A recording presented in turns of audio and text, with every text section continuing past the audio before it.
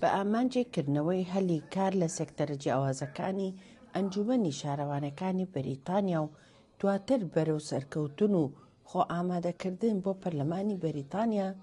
دیدارێک بۆ گەنجانی کورد لە شاری مانچستەر بەڕێوەچوو. کۆمەڵی کوردی بەریتانیا سەرپەرشتی و ئامادەکاری دیدارەکەی گرت بۆ ئەستۆ و دەستپێکی دیدارەکە بە وتاری مامۆستا جەباردووکانی ئەندامی دەستەی کارگێڕی کۆمەڵی کوردی بەریتانیا دەستی پێکرد. At Mowlewy Kurdish Cultural Centre, on behalf of the UK Kurdish Association and our centre, I would like to thank each one of you for joining us for this important event. لە دیدارەکەدا هەریەک لە ئەندام پەرلەمانی بەریتانیا ئەفزەلخان و ئەندامی ئەنجومەنی شارەوانی لامبێت سەرباز بەرزنجی و پارێزەر نزار هەورامی و ئارام چاوجوان وەک بەرپرسی گەنجانی کۆمەڵی کوردی بەریتانیا ئامادەبوون و هەریەک لە ئامادەبووان بە وتار و پێشنیازی بە پێز بۆ گەنجان و دواڕۆژیان بەشدار بوون. And that is the point. Again, I want to leave with you that look, never be shy, never be afraid, even for the losing. Because even if you lose, you have gained experience. And that means next time you'll be better. By not doing it, you don't gain experience. So whenever there's opportunity, you have to take it, and you got to take it with both hands. And then, of course, things went out, and then down the road I became the Mayor of the Year. And Mayor of the Year, what it means is they have looked at all the mayors in the country and chosen you to be the best. زۆر خۆمان بەخۆشحاڵ دەزانین ئەمڕۆ لە مانچستەرین لە شوێنێکی پیرۆز کۆبووینەوە لەگەڵ کۆمەڵێک گەنجی کورد بۆ ئەوەی پاس و خوازێ بکەین و چۆن وان لە بکەین کە ببنە بەشێک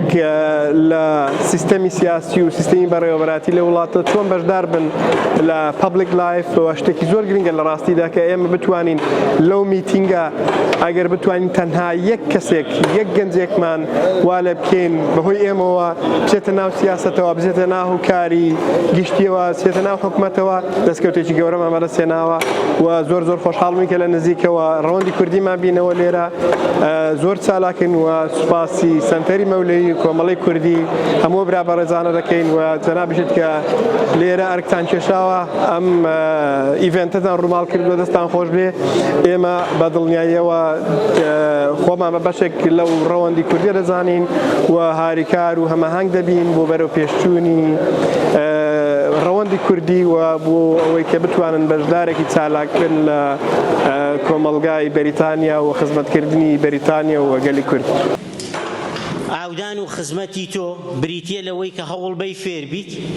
بریتە لەوەی کە چاونەترش بی، بریتە لەوەی کە زیاتر خزمەتی خۆ بکەی تا بگەیتە ئەو ئامانجە. دەست پێ بکە لە هەچ تەمەنێکی ژیانتای. بەخش ڕێکخراوی کۆمەڵی کوردیمان هەیە، ڕێکخراوی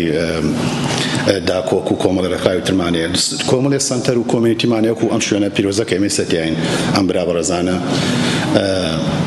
کە هەمووی هاوکاری پەنابەران هەموو هاوکاری خوشک و براوەڕێزەکانمانە.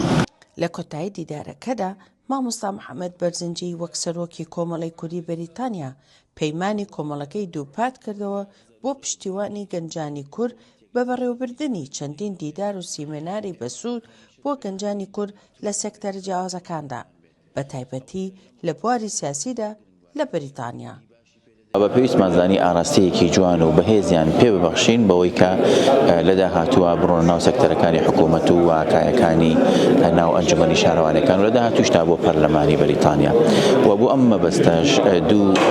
چوار قسەکەرمان هەبوو. دوانیان یەکێک لەوانەی کە بەڕێز ئەفزەلخان بۆ ئەندامی پەرلەمانی بەریتانیا و کاک سەرباز بەرزنجی